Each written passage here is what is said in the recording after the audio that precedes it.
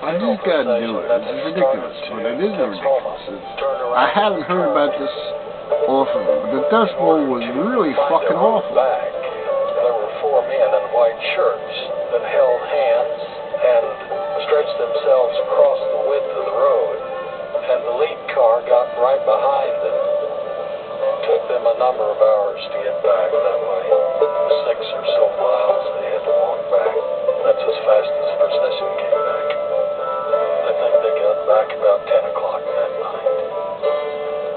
April 14th, 1935 came to be called... By the way, I don't own this. It's just something that I need to pass on. Never forget the storm's size or ferocity, or what they did to survive it. After huddling in their parked car while the blackness engulfed them, Trixie Brown's family inched their way home. We couldn't get into the house. The dust and dirt was so high that we couldn't open the screen door. So Dad had to go to the garage to get a shovel, and he had to shovel the dirt away from the screen door. Sounds like a freaking super volcano well. We had left the house open because Mother said we'll air out things. So that's what would happen. The house was totally super loaded volcano with dirt. By sundown, because this happened about 1:30 when that thing came off the top of that canyon, and by sundown it had gone past, and it was just as red as it could be to the west, you know, where the sun was hitting it.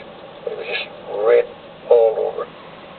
My grandmother scared the tar out of me. I went out there and I said, "What is that, all that red out there?" I said, "Coming up on the west side." She said, "It's fire, fire. The world's coming to an end." And I went and crawled under the bed. They were tough times. They were really, really tough times. Definitely scary, you know, eerie times. They lived through it. They made us.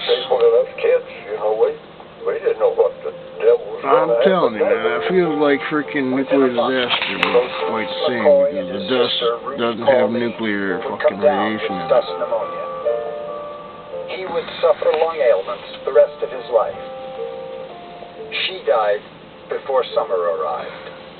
She was my best buddy. Yeah, we went through that hard times together, you know. At least, her mother said, she won't have to live through another dust storm.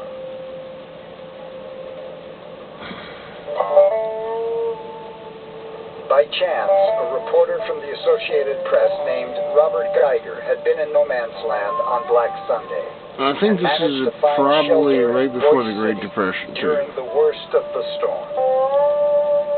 The story Geiger filed the next day began, 3 little words, achingly familiar on a Western farmer's tongue, rule life today in the Dust Bowl of the continent. If it rains. But instead of focusing on those 3 little words, if it rains, more people fastened onto the 3 words he had used to describe the place that rain had forsaken, the Dust Bowl. It was the first time anyone had used that term. Black Sunday is the dirt storm that everybody remembered.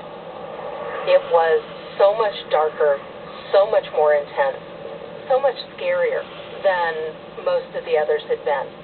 And I don't think that it's really any coincidence that the outward migration of those who were going to go came after Black Sunday. In the months to come, dust storms would continue to wreak havoc across the southern plains, while the president and his administration would struggle to come up with new strategies to meet the crisis. Yeah, we gotta try and help, man. I know that. Many